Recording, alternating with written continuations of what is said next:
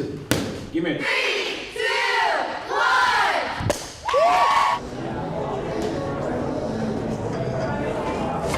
Nope. These have been instituted for practice for years, and now they're going to be legal for the game.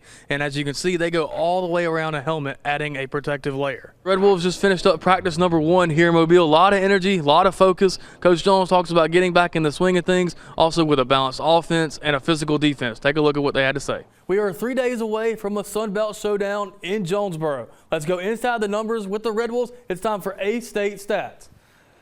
There's ups and downs with Arkansas State's offense in the midst of a 4-game winning streak. How about this? Quarterback Jalen Rayner is 3rd in the nation in total completions. We have a storied rivalry in Lepanto, East Poinsett County, taking on Mark Tree. Old rivals battling for something new. The Tomahawk Trophy is on the line. EPC looks for their 8th straight win in the series. Brandon Powell's crew already secured a share of the 3rd straight conference title. A win tonight makes it an outright 2A2 crown. The Warriors have their sights set on War Memorial a month from now. Meanwhile, the hoops on the hill, and you cannot ask for a better start for number 14 Arkansas. They shot 50% from the field in Monday's 109-77 victory over Southern. I'm Brian Koleski. Welcome to Week 9 of Football Friday night. Conference title races and the state playoff picture continuing to take shape around Region 8. Our game of the week is in Independence County. Charles McCary has more. The regular season wraps up in high school football, so we'll have football Thursday night and football Friday night. Our game of the week pits a pair of 7-2 teams. Earl travels to Cross County for a 2A2 clash. The winner gets a home playoff game. Charles McCary will cover the matchup. A couple of historic rivalries renew tomorrow. Salem looking for their 19th straight win. Corning plays for back-to-back 8-man state titles. Football Thursday night kicks off tomorrow around 10:20. Student section, we got 2 semifinal matchups this afternoon here at Greene County Tech. First game on tap, the Lady Golden Eagles are facing off against the Mountain Home Lady Bombers. This is GCT's 2nd straight semifinals appearance, while this is Mountain Home's 1st since 2020. Early 3rd quarter, JC Edgerton looking to inbound, ball gets passed back to her, and she hits it from beyond the arc. Jonesboro has ripped off 3 straight wins. They're tied for 1st place in the 6A East. The Golden Hurricane took on another team atop of the conference. JHS faced 6-1 Sylvan Hills. The Bears pounce early, and I mean early. Opening kickoff of the ball game. Tyler Blakely follows some folks, hits the sideline, and he is gone. The special team score gives Sylvan Hills a 7-0 lead in just 14 seconds. First Jonesboro drive. Asa Meyer connects with Kamari Fisher. Canes are inside the 30. Golden Eagles get the turnover. Long pass to Maya Butler, and she gets it off the glass for 2, plus the and 1. To Antonius Dorsey for a big gain downfield. Dorsey makes a great catch over the shoulder, still fighting for yards, and sets Earl up in prime field position. Mid-second quarter, Rebels trying to get something going. Jensen is going to drop back. He's going deep to Dakota Nieswanger. It's a 50-50 ball, and he comes down with it, makes a huge play. Bud Benton comes right back. Alley-oop to Anthony Spratt Jr., and he slams it down for the dunk. Already up 8-0, looking to add to their lead. Eli Blagg dropping back to pass.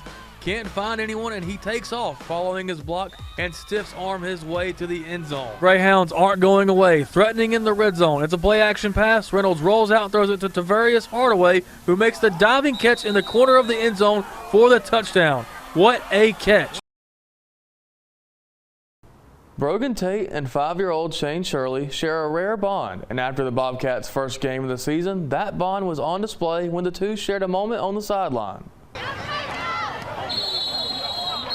Brogan and Shane are neighbors, but their bond didn't start until they met at school during Brogan's sophomore year. The first time I remember me and Shane really hitting it off was probably greeting one morning. He's like, Brogan, you know, and it was like I seen him walking up, and he just didn't look like he was wanting to go to school, you know, and then he seen us, and then he seen me, and it was like he just, eyes lit up. Shane's mom, Michelle Shirley, said when they were going through tough times, Brogan would help take Shane to school. The morning before the first game of Walnut Ridge's season, Shane wanted to go see Brogan play for the first time. I didn't know how we were going to get in that day because I didn't have the money to take him. Without hesitation, Shane used his money he saved for Christmas to go to the game to watch Brogan. Spent his own money for not only him to get in, but for me to get in to come see Brogan play, and he loved it. After the game, Shane wanted to go tell Brogan that he spent his money to come. Brogan responded in a big way. Brogan runs to the locker room before anybody can say anything and comes back. And the moment of that picture is Brogan handing him enough money to get into every home game for the rest of this season. It just shook me, to know that somebody loved to come watch me play and wanted to come watch me enough. He's willing to give up some of his own money, some Christmas money, come watch me play. It's I feel like a big brother to him. But it's not only Brogan and Shane that share the bond, but their families as well. It's been awesome to grow a bond with them, to know that, I can be a help to somebody and bring them joy and happiness, and on the other end, they bring me the exact same. I love them with all my heart. Brogan wasn't done surprising Shane. He gave Shane the very first trophy that Brogan won playing football. Let me tell you why I'm giving it to you. Why? Because you're my champion. Okay? All right? You're my winner.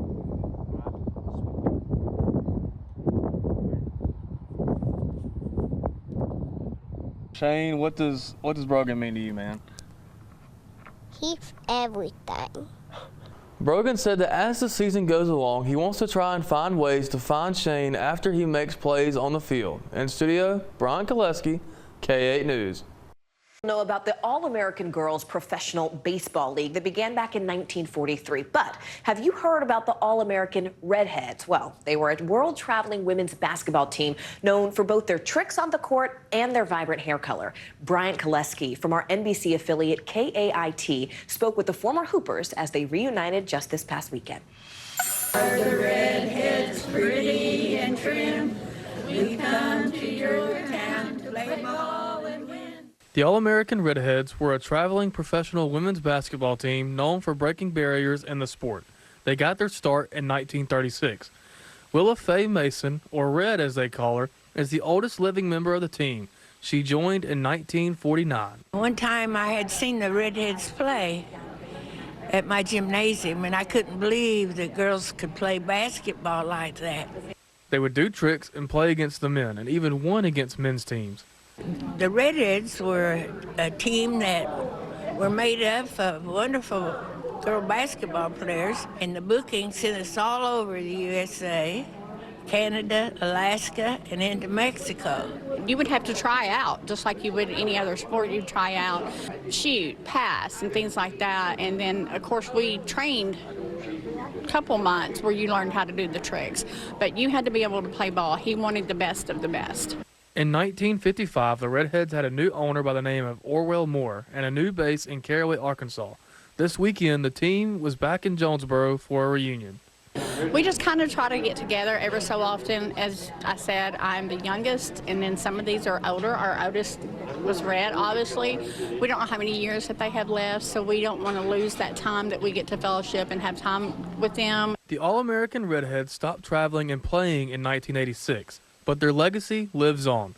They are recognized in the Women's Basketball Hall of Fame and the Basketball Hall of Fame. In your heart, you build a love for all the redhead players and experiences that we've had, and it just was a good thing. I grew up with the redheads. They also are excited with how the women's game has evolved today, with the stardom of players like Caitlin Clark bringing more eyes to the game. We were the trailblazers to set it up for them to become who they are today. Today, it's just really come across, with Caitlin Clark and many wonderful players of the past. For NBC News Daily, I'm Brian Koleski.